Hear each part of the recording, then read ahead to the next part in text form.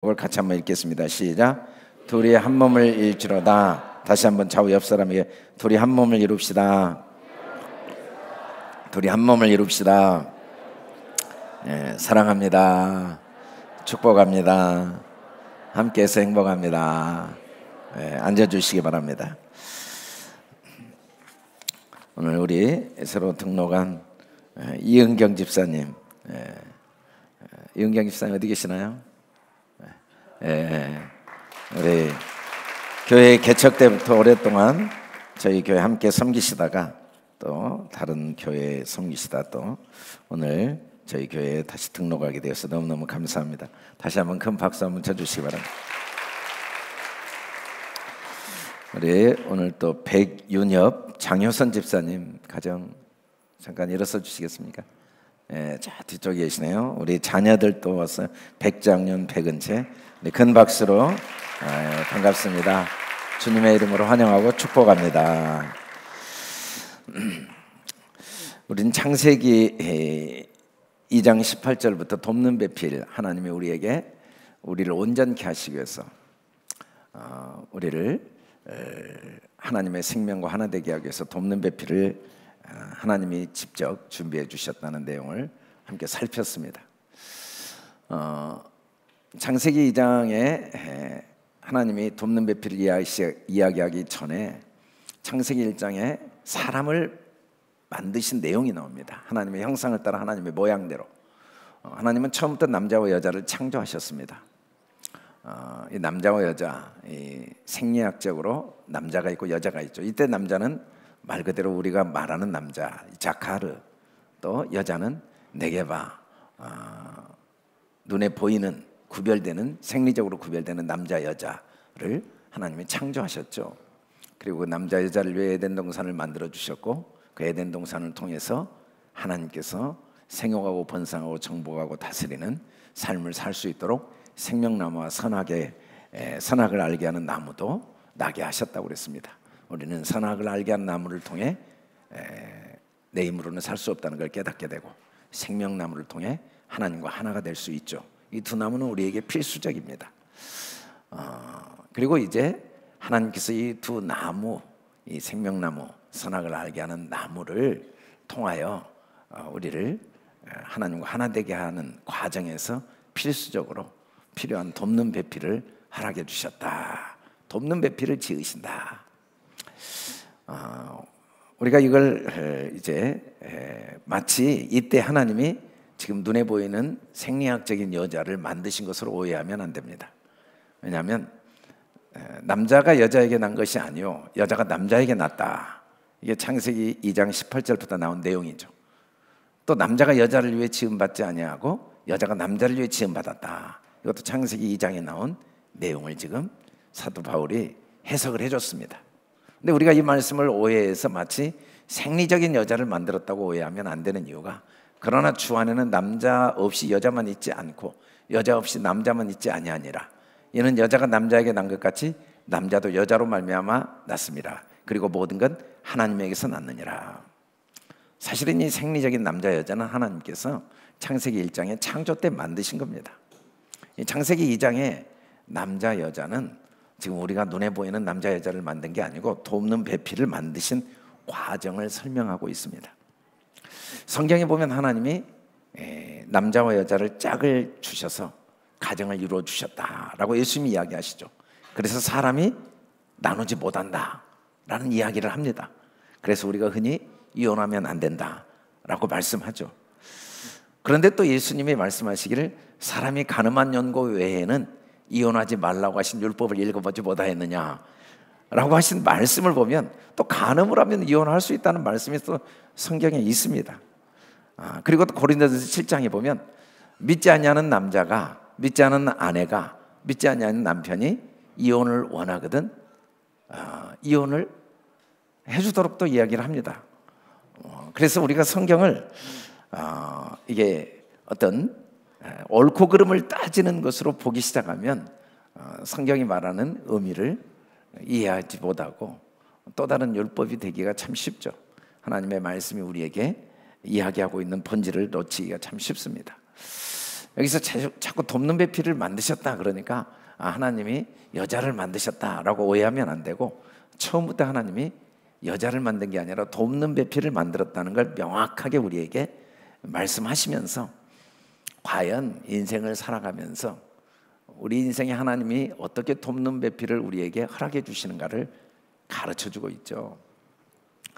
사람이 살면서 돕는 배필을 하나님께로부터 받고 하나님이 그 귀한 돕는 배필을 통해 온전해진 사람이 있습니다. 그런데 하나님은 우리에게 돕는 배필을 준비해 놓으셨는데도 불구하고 그 돕는 배필이 나를 돕는 배필이 아니고 나를 아프게 하고 고통스럽게 하는 배필도 있습니다. 또 우리를 하나님이 돕는 배필로 만들어 주셨는데, 내가 아내를 돕는 남편이 아니라 아내에게 아픔을 주는 남편이 될 수도 있는 거죠. 또 우리는 내가 하나님이 남편의 돕는 배필로 나를 만들어 주셨는데도 남편의 돕는 배필이 아니라 남편의 아픔과 고통을 주는 배필이 될 수도 있습니다. 도대체 왜 이런 일이 일어나는가? 그 이유가 무언가를 하나님은 이 말씀을 통해 우리에게 가르쳐주고 계시죠.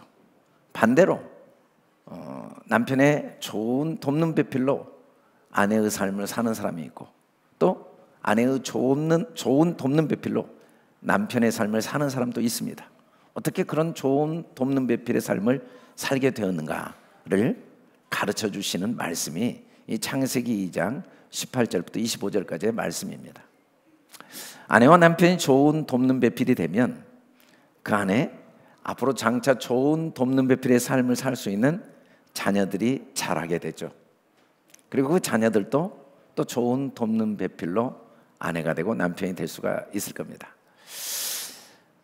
여호와 하나님이 어떻게 돕는 배필을 만드셨는가를 설명하는 과정의 첫 번째가 아담을 깊이 잠들게 하셨습니다. 깊이 잠들게 하심으로써 돕는 배필이 만들어졌죠. 물론 이때 아담은 남자일 수도 있고 여자일 수도 있습니다. 왜냐하면 이 아담은 사람을 의미합니다. 지금 말하는 남자 여자가 아니고 이때 아담은 우리 생리적으로 남자일 수도 있고 여자일 수도 있습니다. 남자건 여자건 하나님은 돕는 배필을 허락해 주시는데, 그 과정의 첫 번째는 깊이 잠이 들어야 됩니다. 이 타르데마라는 잠은 예수님이 뭐라고 이야기하셨냐면, 나사로가 육신적으로 죽었는데 그가 죽은 게 아니라 잠들었다고 말했어요. 육신적인 죽음도 잠입니다.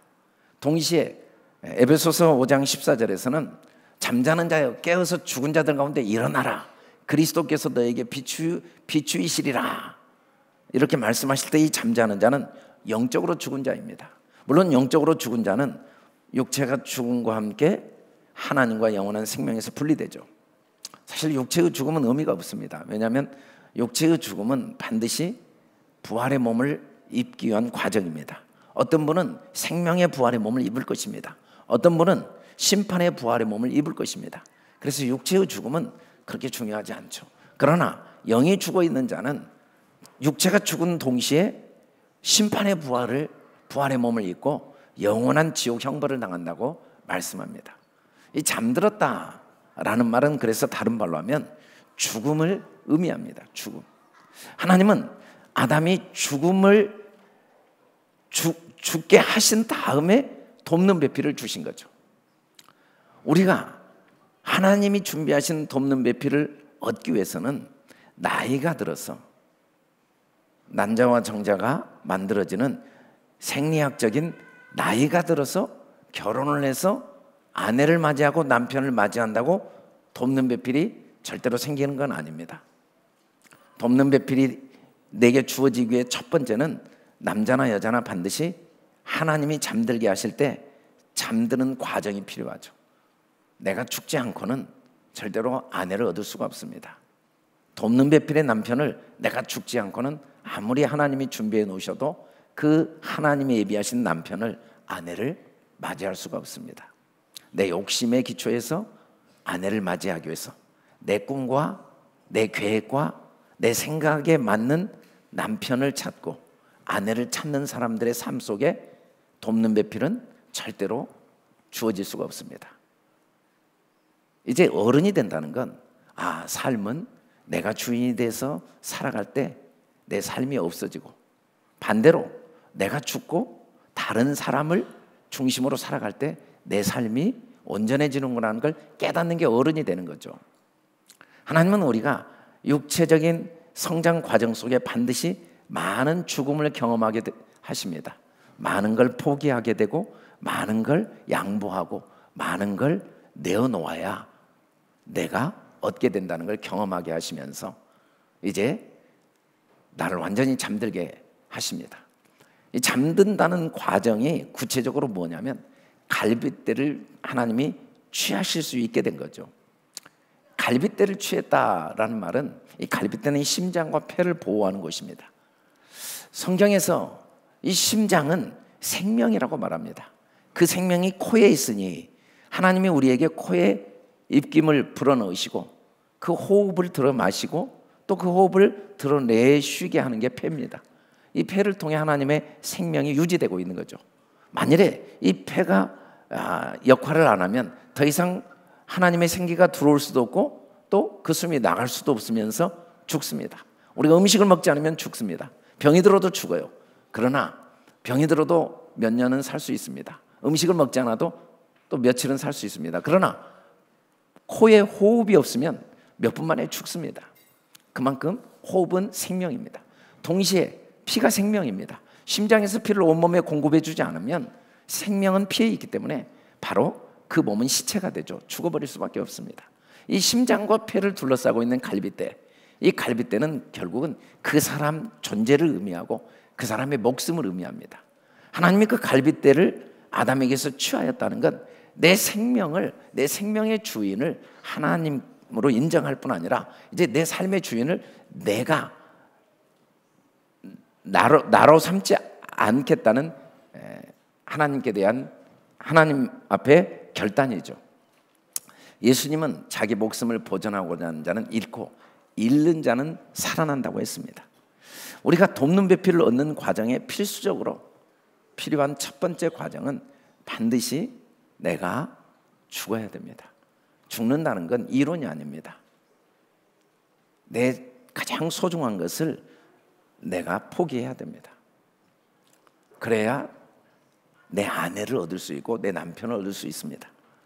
아직도 내 마음에 나보다 내 아내, 내가 하나님이 나를 위해 예비하신 짝이 나보다 더 중요하다는 걸 깨닫지 못하고 또 내 남편이 나보다 더 중요하다는 걸 깨닫지 못하면 우리는 돕는 배필을 얻을 수가 없는 거죠. 내가 죽고자 할 때 모든 걸 얻게 됩니다. 그러나 나 자신이 죽지 않고자 하면 결국 모든 걸 잃게 된다는 겁니다. 이 갈빗대로 하나님이 여자를 만드셨다고 할 때 이 생리적인 여자를 만든 게 아니고 처음부터 말씀하신 대로 돕는 배필을 만드신 겁니다. 구원을 알려주는 자, 나를 온전케 하는 자를 만들어 주셨죠. 이 만드셨다는 건 하나님이 직접 세우고 건조하고 건축한 겁니다. 여러분 인생에 나를 완전케 하는 건 내가 만들 수 없습니다. 돈을 벌어보세요. 명예를 얻어보세요. 권력을 얻어보세요. 오늘 우리가 이 웹스터, 이 다니엘 웹스터가 소령으로 자기 인생의 성공대로를 얻었습니다. 그러나 사고로 팔을 잃게 되고 그리고 다시 그가 은행원으로 이제 안정된 생활을 했습니다. 그런데 그것들이 자기를 온전케 할 수 없는 겁니다. 모든 게 다 필요하지만 그렇다고 그게 온전케 할 수 없습니다. 우리를 온전케 하는 데는 반드시 돕는 배필이 필요한 거죠. 육신적으로는 우리를 온전케 하기 위해서는 여자에게는 남편이 있어야 됩니다. 남자에게는 아내가 있어야 됩니다. 여러분 아내가 없고 남편이 없이 온전한 삶은 살 수가 없습니다. 자녀를 낳을 수도 없고 가정을 이룰 수도 없고 그리고 그 안에 하나님이 주신 정말 생육 번성 충만을 영원히 경험할 수 없습니다. 나 혼자 내 능력으로는 안 됩니다. 반드시 아내를 통해 내가 온전하게 되고 남편을 통해 온전하게 되어지죠. 그런데 나를 온전케 하는 아내, 나를 온전케 하는 남편은 내 능력으로 얻을 수가 없습니다. 내가 죽었을 때 하나님이 만들어 주십니다. 집과 재물은 조상에 의해서 상속하거니와 슬기로운 아내는 여호와께로 말미암는다. 절대로 내 노력, 내가 어떤 부와 명예와 권력을 얻어서 이 부와 명예와 권력을 통해 내가 원하는 여자를 아내로 삼고 내가 어떤 외모를 단장하고 내가 어떤 사회적인 지위를 얻어서 내가 원하는 남편을 내가 취한다고 해서 돕는 배필이 될 수는 없습니다. 돕는 배필은 반드시 여호와께로 말미암습니다. 여호와께, 하나님께로부터 하나님이 짝지어 주심으로써 온전한 돕는 배필을 내가 얻을 수가 있습니다. 그런데 그 돕는 배필은 하나님이 만들어 주시지만 내가 죽지 않을 때 하나님이 만들어 주신 돕는 배필을 얻을 수가 없는 거죠. 하나님이 만들어 주신 남편과 아내가 나의 돕는 배필이 될 수가 없다는 겁니다. 아담이 하나님이 그 갈빗대로 여자를 만들어 돕는 배필을 만들어 데리고 오시니까 이는 내 뼈 중에 뼈요 살 중에 살이라고 고백을 합니다. 이때 아담은 우리가 생각하는 남자가 아니고 여자가 아닙니다. 여자가 하나님이 허락하신 돕는 배필 남편을 보더니 내 뼈 중에 뼈요 살 중에 살이라고 고백해야 됩니다. 남자도 하나님이 허락하신 아내를 맞이하면서 내 뼈 중에 뼈요 살 중에 살이라고 고백해야 됩니다. 이 뼈 중에 뼈요 살 중에 살이라는 말의 핵심은 이 뼈와 살은 사람의 몸, 존재를 의미하고 있죠. 돕는 배필을 얻기 위해서 세 번째 필수적으로 필요한 과정은 내가 누구인가를 올바로 알아야 됩니다. 참된 나는 내가 아닙니다. 내 아내가 진짜 참된 나고 내 남편이 참된 나라는 걸 깨달을 때 하나님의 돕는 배필을 내가 맞이할 수 있는 거죠. 우리가 하나님이 짝을 지어주신 다음에 그 짝이 돕는 배필이 될 수도 있고 안 될 수도 있는 이유는 뭐냐면 깨닫지 못하면 어떤 지식이 없냐, 남편들과 이와 같이 지식이 따라와야 됩니다. 지식. 너희 아내와 동거하고 그를 더 연약한 그릇이요 또 생명의 은혜를 함께 이어받을 자로 귀히 여기라. 생명의 은혜를 함께 이어받을 자. 이 지식이 무슨 지식이냐면 내가 참된 내가 누구인가를 아는 지식입니다. 여러분, 내 아내가 불행한데 나는 너무 행복할 방법은 영원히 없습니다. 지가 잘못해서 불행한데 나하고 무슨 관계야 하고 아무리 아내의 불행을 나와 관계없이 생각하려고 해도 물론 나는 불행한 일이 없습니다. 나는 행복합니다. 나는 기분 좋아요. 나는 만족해요. 지금 문제는 내 아내가 일으켰어요. 그래서 내 아내가 고통스러워해요. 그런데 신기하게 그 아내의 고통이 아내의 고통이라고 아무리 외치고 생각하고 아무리 내가 외면하려고 해도 아내가 고통스러운데 내가 아무리 행복해도 행복할 수 있는 방법은 영원히 없습니다. 근데 반대로 나는 참 괴롭습니다. 나는 안타깝고 답답하고 부끄러운 일이 내 안에 있습니다. 그런데 아내가 참 행복합니다. 그 모습을 보면 신기하게 내 아픔들이 사라지는 걸 경험하죠. 이 아픔을 극복할 힘이 어디선가 공급되어지는 걸 경험합니다. 정말 내 남편이 너무 불행합니다. 다 자기가 잘못해서 그런 거예요. 자기의 어리석음 때문에 인생이 망가진 거예요. 그런데 나는 참 행복해요. 나는 문제가 없어요. 그래서 그 남편 문제를 나와 관계없다고 아무리 생각하려고 해도 신기하게 내 행복이 하나하나 무너지는 무언가가 내 속을 계속 누르고 있습니다. 아무리 남편의 그 불행을 외면하고 나는 행복해 라고 외치고 열심히 살려고 해도 내 행복을 무너뜨리는 무언가가 계속 나를 둘러쌉니다. 반대로 내가 정말 고통스럽고 힘들지만 내 남편이 정말 행복한 모습을 보면 내가 이 고통을 이길 힘이 계속 공급되어지는 걸 경험하게 됩니다. 어떤 남편도 아내를 행복하게 하지 않고 자기가 행복할 수 있는 방법은 영원히 없습니다. 어떤 아내도 남편을 행복하게 하지 않고 나 혼자 행복할 방법은 없습니다. 정말 돕는 배필을 하나님께로부터 받을 수 있는 길은 나의 참된 존재가 누구인가를 깨닫지 않고는 이 세상 무엇으로도 하나님이 나를 위해 예비하신 돕는 배필은 영원히 없는 거죠. 우리는 이 지식이 따라와야 됩니다. 이 지식을 어릴 때부터 아이들이 보고 잘할 수 있도록 도와줘야 됩니다. 아멘. 할렐루야. 우리 교회 학교 아이들은 이제 나가시기 바랍니다. 더 들으면 안 돼 이제. 우리 박수 한번 쳐주세요. 우리 이렇게. 우리 유초등부 또 우리 저한테 계속 물어보더라고요. 유치부 아이들이 뭘 알고 저렇게 앉아서 듣고 있냐고. 저도 뭘 알고 듣고 있는지는 잘 모르겠는데 그래도 이제 갈수록 조용히 앉아서 듣고 있는 걸 보면 참 대견합니다. 아담이 이르되 이는 내 뼈 중에 뼈요 살 중에 살이라 이것을 남자에게 취하였은즉 여자라 부르리라. 이때 남자는 이슈입니다. 이슈. 여자는 이슈합니다. 이슈. 이때 남자는 이슈의 이슈야는 어원이 같습니다.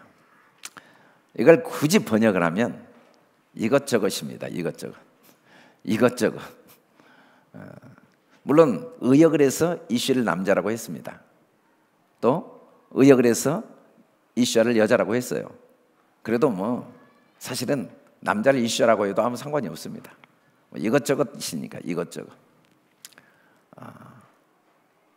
자카르 네게바가 아닙니다. 우리는 태어날 때부터 자카르 아니면 네게바로 태어납니다. 남자 여자로 태어나. 그런데 시간이 지나면 이것저것이 되고 맙니다. 이것저것의 어원은 같아요. 원래 에노스란 단어에서 나왔는데 인류. 에노스. 이 에노스란 말이 처음 나온 게 창세기 4장 26절. 셋도 아들을 낳고 그의 이름을 에노스라 하였으며 그때 사람들이 비로소 여호와의 이름을 불렀다. 여호와의 이름을 그때서 비로소 불렀다는 거예요. 아니 아담도 여호와의 이름을 불러야죠. 하와도 불러야 됩니다. 아벨도 불러야 되고 가인도 불러야 되죠. 그리고 가인이 아벨을 죽였어요. 그 아벨 대신 하나님이 주신 아들이 셋입니다. 셋도 여호와를 불러야죠. 아니 갑자기 아담은 여호와를 안 불렀단 말이에요. 뭐 셋도 안 불렀대요. 에노스 때 와가지고 비로소 여호와를 불렀다. 비로소. 이전까지는 그러면 여호와를 안 불렀단 말이죠. 여호와란 말은 전능하신 하나님이 나의 아버지란 뜻이 여호와란 뜻입니다. 여호와 하나님은 하나님이 내 아버지라는 거예요. 도대체 이때서 비로소 여호와를 불렀단 말이 뭔 말입니까? 이때서 비로소 정확히 알게 된 거예요. 여호와를 불렀다. 여호와의 본질을 정확히 안 거죠. 여호와가 뭡니까? 아담은 잘 몰랐어요. 하와도 잘 몰랐어요. 가인도 아니 아벨도 잘 몰랐어요. 심지어 셋도 잘 몰랐어요. 근데 에노스 때 정확히 알게 된 거예요. 여호와가 뭔지 여호와. 여러분 아담과 하와가 범죄했을 때 아담과 하와는 몰랐어요. 그 범죄가 자기 일인 줄 알았지 하나님의 일인 줄 몰랐어요. 근데 알고 보니까 그 일이 하나님 일이었어요. 여러분 가인이 아벨을 돌로 쳐 죽일 때 그게 가인 일인 줄 알았는데 알고 보니까 그게 하나님 일이었어요. 그 가인 일이 아니었어요. 그래서 하나님이 가인에게 표를 주신 거예요. 하나님이 가인이 죽고 셋을 대신 주고 에노스를 낳았을 때 이제 사람들이 비로소 깨닫기 시작한 거예요. 야, 이게 하나님이 우리 아버지구나. 그 말이 뭔 말인지 이제 알겠구나. 내 아픔이 내 아픔이 아니고 하나님의 아픔이구나. 내 죄가 내 죄가 아니고 하나님의 죄로 생각하시는구나. 내 죽음이 내 죽음이 아니고 하나님의 죽음이구나. 그래서 하나님이 가인과 아벨이 범죄했을 때 하나님이 알아서 그들을 위해 구원의 약속을 하신 거죠. 가인이 아벨을 죽였을 때 하나님이 가인에게 표를 주신 거예요. 하나님이 표를 주신 거예요. 하나님이 그에게 흔적을 남기신 거죠. 비로소 알게 된 거예요. 하나님과 내가 하나라는 걸. 이게 에노스입니다. 이게 사람이에요. 사람이 된다는 게 뭡니까? 우리가 하나라는 걸 아는 게 사람이에요. 개, 돼지, 짐승들은 그걸 몰라요. 하나라는 걸 영원히 몰라요. 생명이 하나밖에 없다는 걸 몰라요. 생명은 하나예요. 하나님에게서 모든 생명이 나왔어요. 생명은 분리될 수가 없어요. 사람이 된다는 게 뭔가? 태어나서 밥 먹고 나이 먹고 이제 생리학적으로 난자가 만들어지고 정자가 만들어지고 아이를 낳을 능력이 생기는 게 사람이 되는 게 아니에요. 그 수준이라면 짐승도 자카르고 짐승도 네게바기 때문에 자카르 네게바는 누구나 육신적인 생육을 할 수가 있어요. 그런데 온전하게 되기 위해서는 자녀 낳는다고 온전하게 되는 게 아니에요. 결혼한다고 온전하게 되는 게 아니라 에노스, 사람이 돼야 돼요. 에노스, 인류. 우리가 하나라는 걸 알아야 돼요. 아, 남편이 나고 아내가 나구나. 네가 너고 나는 나다가 아니라 네가 나고 내가 너고 우리가 하나구나.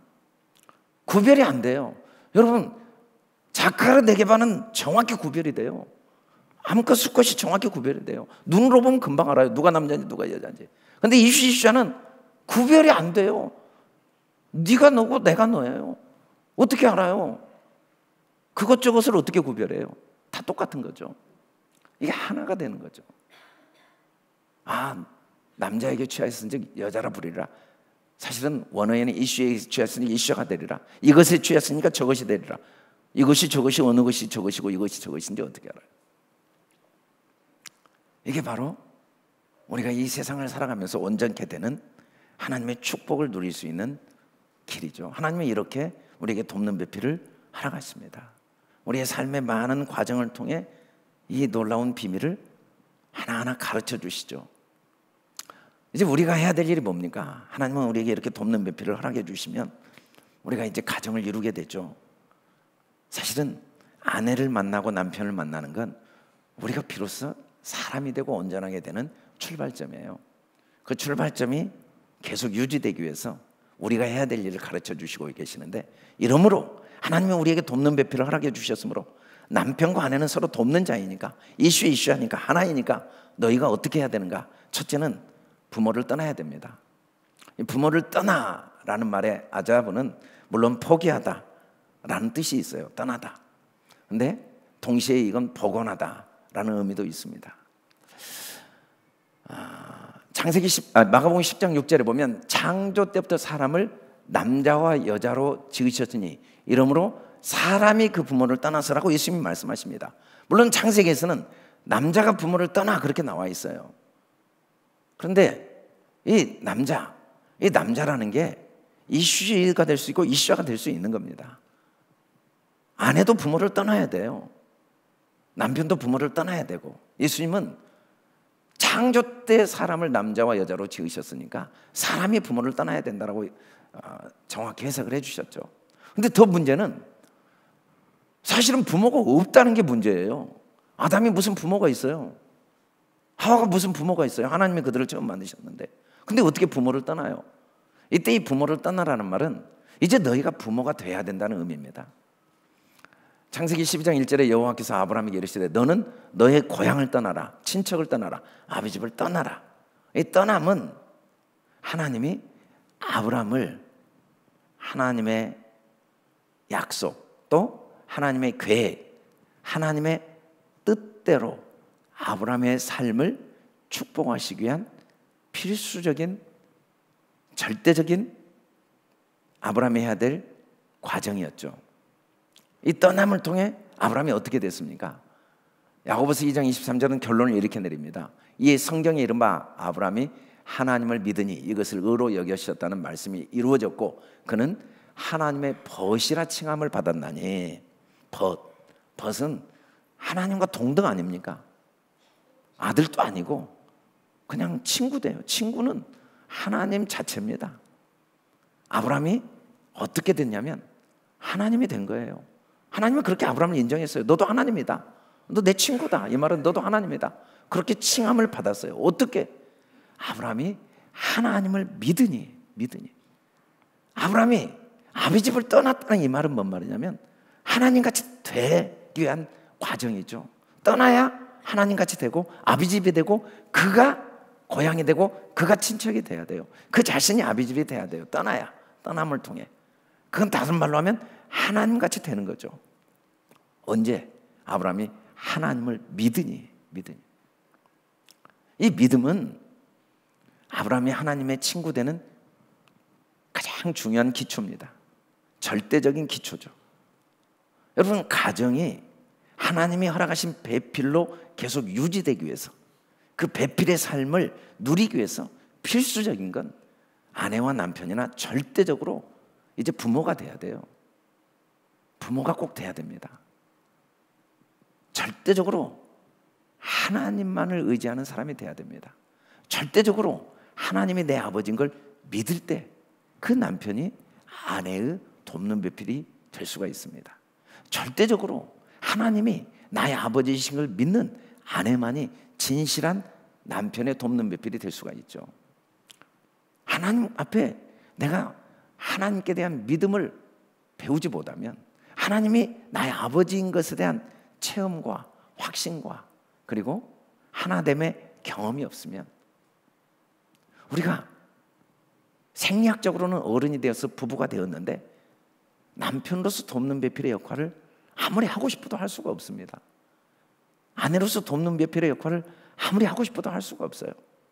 그래서 우리는 끊임없이 부모를 떠나야 돼요. 눈에 보이는 모든 의지하는 것들보다 먼저 하나님께 대한 절대적인 믿음을 계속 배워가야 돼요.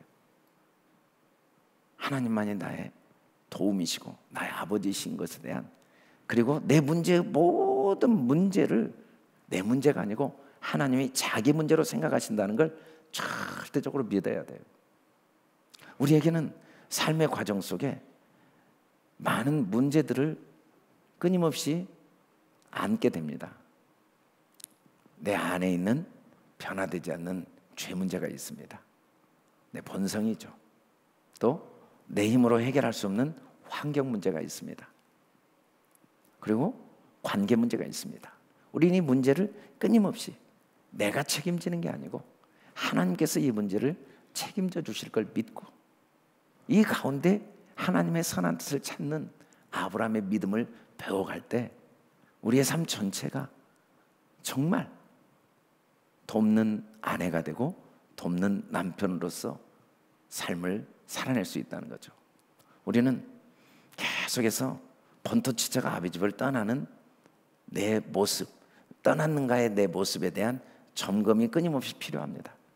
하나님은 계속해서 점검하기를 원하시는 거예요. 내가 과연 번터치자가 아비 집을 떠났는가? 내가 부모를 떠났는가? 정말 내가 의지하는 게 하나님 한 분인가를 끊임없이 점검하기를 원하십니다. 두 번째는 그 아내와 합하여, 물론 그 남편과 합하여, 똑같은 말입니다. 이때 이 아내와 남편은 그냥 눈에 보이는 이런 아내 남편이 아니고 하나님이 짝지어진 배필을 의미하죠. 합한다는 건 하나가 되는 것, 연합하여 속하고 붙잡는 거죠. 그러므로 주 안에 갇힌 내가 너희를 권하노니 너희가 부르심 받은 일에 합당하게 행하여. 하나님은 우리를 이 땅에 보내셨어요. 하나님은 우리를 부르신 거죠. 하나님이 우리를 이 땅에 계획을 두고 하나님이 우리를 향한 하나님의 선한 뜻을 두고 이 땅에 보내신 겁니다. 우리는 합당한 일을 해야 돼요. 합당한. 그 합당한 일이 뭐냐면 합하는 거죠. 하나님과 우리가 하나 되는 게 하나님의 궁극적인 소원이고 계획이고 목표입니다. 여러분, 하나님이 개, 돼지와 하나 될 계획이 없어요. 하나님이 이 새들과 물고기와 하나 될 계획이 처음부터 없어요. 하나님은 이 만물과 하나 될 계획이 없어요. 그들은 다 하나님의 피조물로 끝나야 돼요. 그러나 사람은 처음부터 하나님이 창조하신 피조물임에도 불구하고 피조물로 있기를 원하시지 않았어요. 처음부터 하나 되기를 원하셔서 우리를 그의 형상대로 만드신 거죠. 그의 모양이 나타나도록 처음부터 계획을 세우고 우리를 그의 생명을 나누어 준 겁니다. 그래서 하나님은 우리와 하나됨으로 하나님도 온전하게 되죠. 어떻게 영이신 하나님이 눈에 보일 수 있겠습니까? 그의 모양과 형상과 모양대로 지음받은 우리를 통해 하나님이 이 세상 사람들에게 보여지게 되잖아요. 하나님은 우리와 하나 되기 위해서 우리를 그의 형상대로 만드셨을 뿐 아니라 동시에 우리가 모두가 하나 되도록 계획을 세우신 겁니다. 그게 하나님이 부르신 일에 합당한 일을 우리가 행하는 거예요. 사단은 하나님과 우리를 분리시키는 일을 하죠. 그리고 우리가 서로 분리되어지도록 하는 일을 사단이 합니다. 성령님은 우리를 하나 되게 하는 일을 하시죠. 이제부터 너희는 이방인이 그 마음에 험한 것으로 행함같이 행하지 말라. 그들의 총명이 어두워지고 그들 가운데 무지함, 그들의 마음이 굳어짐으로 말미암아 하나님의 생명에서 떠났다. 총명이 어두워진 사람들의 특징이 뭡니까? 내 인생이 나 혼자 될 수 있다는 말도 안 되는 어리석음이에요. 인간은 스스로 존재할 수 없어요. 다 하나님께로부터 나왔어요. 우리는 하나님과 하나예요. 하나님으로부터 나왔고 하나님과 우리가 하나예요. 그리고 우리는 부부가 서로 하나예요. 하나님이 우리 안에서 아내를, 내 안에서 남편을 그리고 하나님이 짝지어 주셔서 우리는 하나예요, 하나.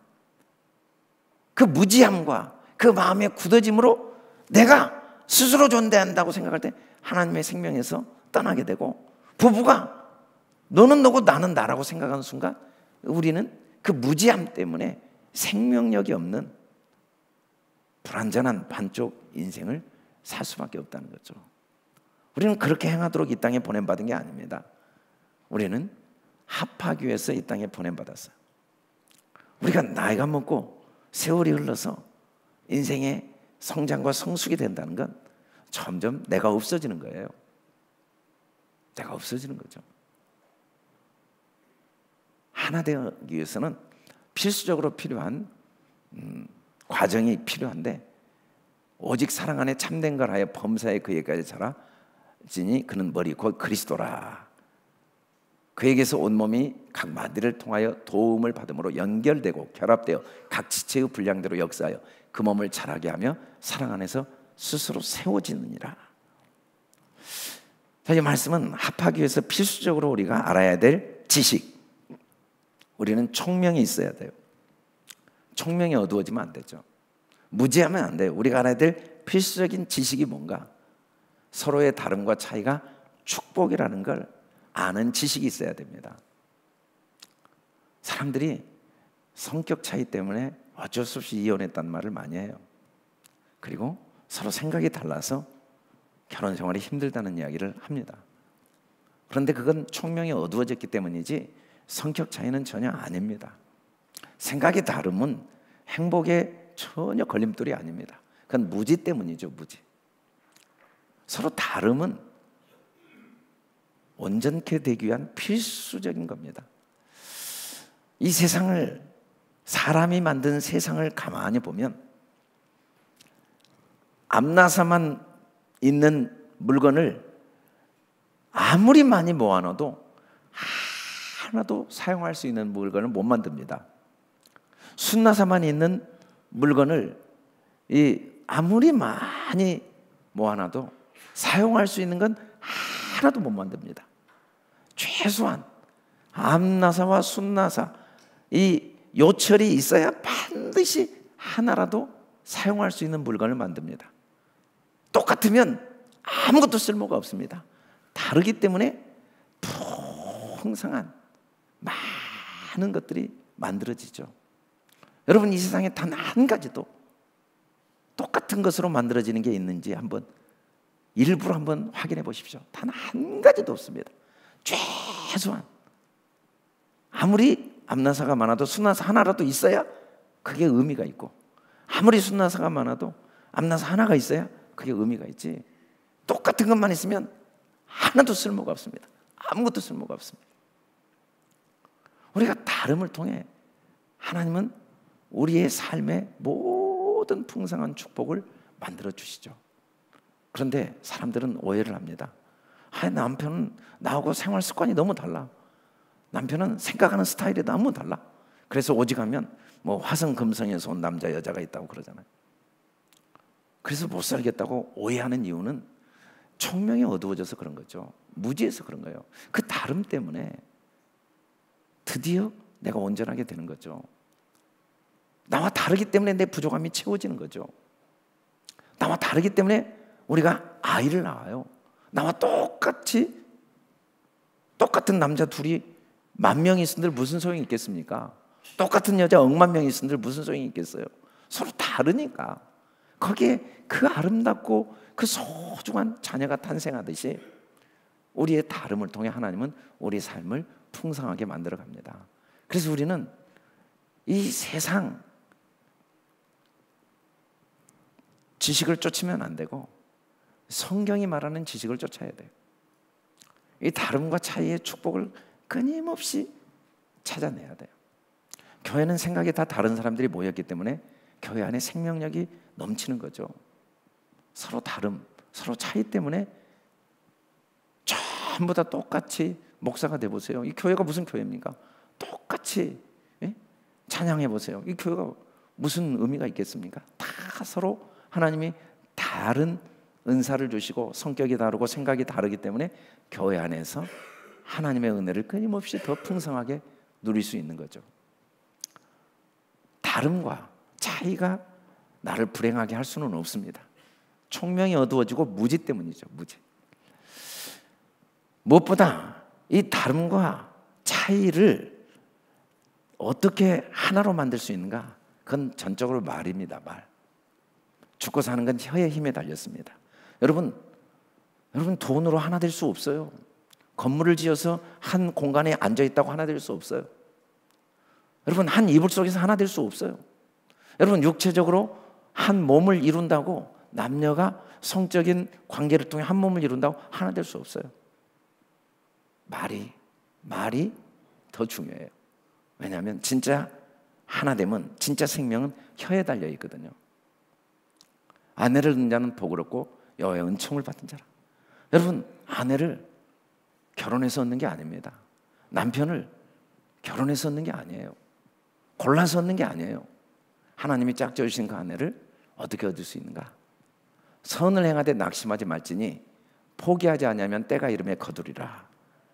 그러므로 우리는 기회가 있는 대로 모든 이에게 착한 일을 하되 더욱 믿음의 가정들에게라고 번역했는데 믿음의 가정 안에 하나님이 허락하신 남편과 아내 안에서 할지니라.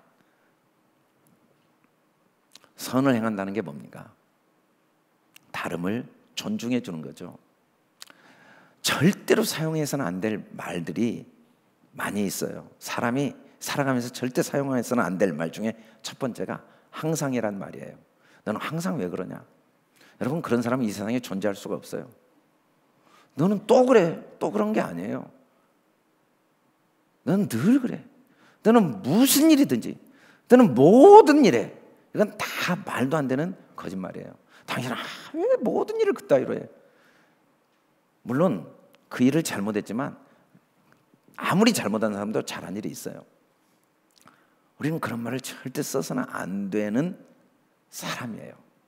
왜? 서로 다르고 그 다름이 약점이 될 수가 있어요. 그리고 그 약점이 문제를 일으킬 수 있어요. 근데 문제는 뭐냐면 그 사람만 문제를 일으키니까 나도 약점이 있고 나도 문제를 일으키니까 서로 그 문제를 일으키는 게 이 사람이 일으킨 문제를 내가 돕는 거죠. 내가 일으킨 문제를 이 사람이 돕는 거예요. 다 그렇게 살아가게 돼 있어요. 아무 문제 안 일으키고 살 수 있는 사람이 세상에 아무도 없어요. 여러분 내가 뭐 혼자 옷 만들고 내가 신발 만들어 살아갈 수 있습니까? 다 서로 돕고 사는 거죠. 다 도움을 주고받고 사는 거예요. 그래서 우리는 절대 사용해서는 인간관계에서 사용해서는 안 될 단어 늘, 항상, 왜, 또, 뻔해, 그러고 뭐 네가 그렇지 이런 단어는 절대로 사용해서는 안 될 언어인데 특별히 부부에게는 절대 사용해서는 안 돼요. 특별히 더욱 믿음의 가정들이. 근데 반대로 우리가 이런 말을 사용 안 해요. 언제 하냐면 사회생활 할 때 내가 그 사람과 관계를 끊으려고 할 때 마지막으로 사용하거든요. 내가 이제 속 이야기 하는데 너는 항상 그랬어. 이 말은 야, 너하고는 관계를 끊겠다는 거거든요. 야, 너하고는 마음을 안 나누겠다. 너하고는 진짜 대화 안 하겠다. 나는 이미 마음으로 너를 정리했어 라고 할 때 너는 모든 일을 그러잖아. 너 또 그랬잖아. 이 말은 나는 너에게 이미 마음을 거두었어. 근데 여러분 부부는 마음을 거두면 안 돼요. 그가 너고 내가 그가 난데. 그래서 우리가 세상에서도 그런 말을 사용 안 해야 되지만 부부는 절대 어리석은 말, 총명이 어두워진 말을 해서는 안 되는데 정반대로 밖에서는 그런 말을 거의 사용 안 하는 분도 집에만 오면 수없이 사용해요. 왜 그렇게 남편에게는 왜 항상이란 말이 매일 나오는지 모르겠어요. 왜 아내에게는 또라는 말이 그렇게 자주 나오는지 모르겠어요. 왜냐하면 이 마귀가 다른 틈은 그래도 두지만 이 부부의 틈만큼은 꼭 갈라놓고 싶어 하거든요. 이 틈이 갈라지면 모든 게 끝입니다. 자녀들도 불행하게 되고 내 삶 전체도 하나님과 관계도 불행하게 된다는 걸 마귀가 아는 거죠. 그래서 꼭 이걸 갈라놓으려고 그래요. 갈라놓으려고. 우리가 살아온 인생은 중요하지가 않아요. 항상 인생이라는 것 지금이 제일 중요하고 또 앞으로가 제일 중요하죠. 우리는 매일 결심을 해야 돼요. 내가 합당한 일을 행하고자 매일 결심해야 돼요. 합당한 일은 합하는 일이에요. 어디를 가든지 모든 사람과 화목하는 일이 가장 중요한 일이에요. 나머지는 다 부수적인 일이에요. 나머지는 다 부수적인 일이기 때문에 이 중요한 일을 잘하면 나머지가 다 합력하여 선이 되죠. 그런데 우리가 제일 중요한 일을 잘못하면 아무리 많은 일을 해도 모든 게 헛되고 헛되며 헛되고 헛되지는 거죠. 우리가 하나님과 하나가 되지 못하면 모든 게 헛됩니다. 우리가 부부가 하나가 되지 못하면 무슨 의미가 있겠습니까? 사회적인 지위와 명예와 권력과 부가 무슨 의미가 있겠습니까? 화려한 왕궁이 무슨 의미가 있겠습니까? 그러나 모든 걸 잃었어도 부부가 합당한 말을 서로 하면, 여보 걱정하지 마, 당신은 최선을 다했어. 아니야 여보 미안해, 당신이 최선을 다했어. 고마워. 합당한 말을 서로 하면 모든 게 불탔어도 새로운 아름다운 건물을 지을 수가 있다는 거죠. 이러므로 남자가 부모를 떠나 그 아내와 합하여 둘이 한 몸을 이룰지로다. 우리가 합당한 말을 한다는 게 쉬운 일은 아니지만 더 중요한 건 그걸 유지하는 게 제일 어렵습니다. 한 몸을 이루라, 한 육체를 계속 유지해 가라는 거죠. 에베소서 4장 3절 평안의 면은 줄로 성령이 하나 되게 하신 걸 힘써 지켜라. 이건 힘을 다 해야 됩니다. 유지는 하나, 한 육체가 되게 하신 성령님, 우리를 하나 되게 하신 성령님의 은혜, 이건 매일매일 노력을 해야 돼요. 힘써야 돼요. 마귀에게 틈을 주면 안 돼요. 마귀는 이 틈을 계속 살피고 있거든요. 그래서 우리가 계속 한 몸을 이루어 가야 됩니다. 교회도 가정도 한 몸을 이루어 가는 거예요. 이 한 몸을 이루어 갈 때 자녀들이 그 모습을 보면서 합당한 말을, 합당한 일을, 선한 일을 하는 능력을 배우게 되죠. 그리고 그 자녀는 또 나이가 들면 부모를 떠나 아내와 합하여 한 몸을 이루는 삶을 살게 됩니다. 아담과 그 아내 두 사람이 벌거벗었지만 부끄러워하지 않았다라고 말씀합니다. 여러분, 벌거벗어서 부끄러워하지 않는 게 아니죠. 벌거벗음과 부끄러움은 관련이 없습니다. 벌거벗어도 부끄러워하고 벌거벗고도 부끄러워 아니할 수가 있어요. 사실은 이 벌거벗는 게 부끄러워하지 않는 이유는 아닙니다. 남탕에 들어갈 때 옷을 다 벗으면서 부끄러워하는 남자를 본 적이 없어요. 그런데 정말 그래서는 안 되는데 정신없이 들어가다가 글자를 잘못 읽어서 여자가 남탕에 들어온 거예요. 기절할 정도로 부끄러워할 겁니다. 벌거벗어서 부끄러운 게 아니라 달라서 부끄러운 거예요. 달라서 부끄러운 거예요. 달라서. 여탕에 있는 여자들이 옷을 벌거벗으면서 부끄러워하는 여자들이 어디가 있겠습니까? 그런데 거기에 남자가 들어가면 정말 기절하겠죠. 다들 뭐 다 경찰 부르고 난릴 겁니다. 이 부끄러움의 핵심은 서로가 분리될 때 느낄 수밖에 없는 감정이죠. 만물은 벌거벗은 같이 다 드러난다고 그랬어요. 말씀 앞에.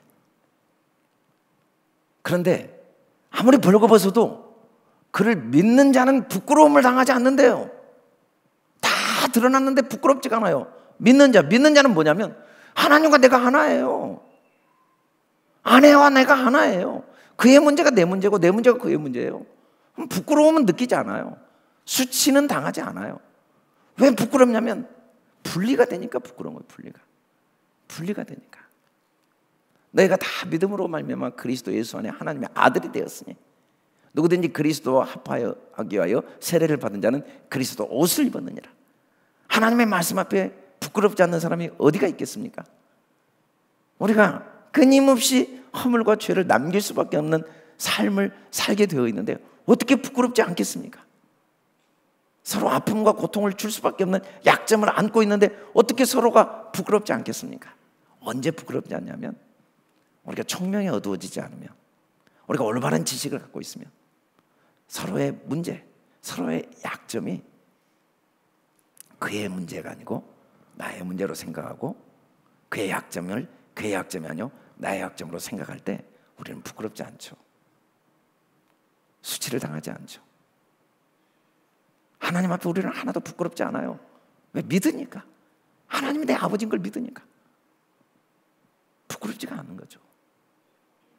그런데 이게 분리되면 바로 부끄러워집니다. 3장에 가니까 바로 부끄러움이 온 이유를 우리가 이제 다음 시간에 살펴볼 테지만,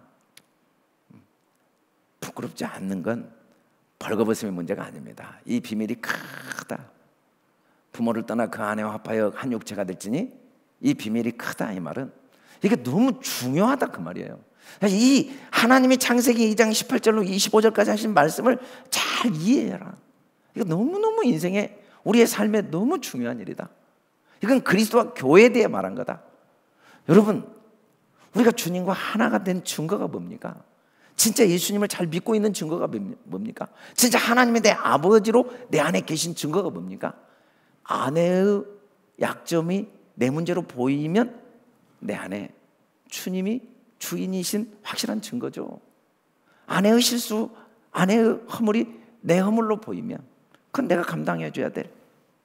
남편의 약점, 남편의 허물이 남편 문제로 나를 괴롭게 하는 게 아니라 그게 내 문제로 이해되고 내가 감싸줘야 될 문제로 보이는 사람의 그 실존은 삶의 중심에 예수님이 정말 그 마음의 주인으로 계신 증거죠. 하나님의 아버지신 증거고 하나님과 하나 된 증거입니다. 여러분, 가정은 거울입니다. 내가 주님과 하나 된 삶을 살고 있는지 그러지 않는지를 매일 확인하는 거울입니다. 아내의 고통이 나에게 너무 짜증이 나요. 괴로워요. 화가 나요. 그의 아픔이 귀찮아요. 사실은 아내와 나의 문제가 아니라 나와 그리스도의 문제입니다. 아내의 기쁨이 나하고 아무 관계가 없어요. 뭐 혼자 기쁘지 뭐. 오히려 화가 나요. 더 짜증이 나고. 그건 아내와 나의 문제가 아니라 나와 그리스도와의 문제입니다. 그걸 통해 우리는 내 신앙을 올바로 들여다보는 거죠. 매일매일. 그리고 주님과 관계가 회복될 때 가정이 하나님이 주신 돕는 배필에 그 축복을 누릴 수 있게 됩니다. 계시록 마지막에 이렇게 끝냅니다. 새 예루살렘이 하나님께로부터 하늘로 내려와서 신부가 남편을 위해 단장한 것 같더라. 그리고 그곳에서 특징이 뭔가? 하나님이 그들과 함께 영원히 계신다. 천국도 부부, 남편과 아내로 마지막 이야기를 합니다. 우리는 하나님과 내가 하나 된 증거, 내가 하나님을 정말 믿고 있는 증거를 실존적으로 어떻게 확인하냐면 내가 내 아내와의 관계 속에 느끼는 내 감정, 내 삶의 모습이 내 신앙의 실체 모습이죠. 그래서 우리는 아내를 원망하고 벌거벗은 게 드러난 게, 내 약점이 드러나고 아내의 허물이 드러난 것 때문에 내가 괴로운 게 아니라 내 신앙이 주님과 올바른 관계 속에 있지 않음을 빨리 발견하고 깨닫고 돌이켜 회개할 때, 그리스도를 믿고 그리스도를 옷 입을 때 우리가 가정에서 정말 부부가 하나가 되고 그 한 몸을 계속 유지해 가면서 하나님 주신 천국을 경험하고 그 천국이 자녀들에게 흘러가고 그 천국이 우리를 통해 온 땅에 전파되어질 줄 믿습니다. 저와 여러분이 이 비밀을 깨달아 알고 한 몸을 이루는 복된 삶을 살 수 있길 주의 이름으로 축원합니다. 우리 다 같이 일어나서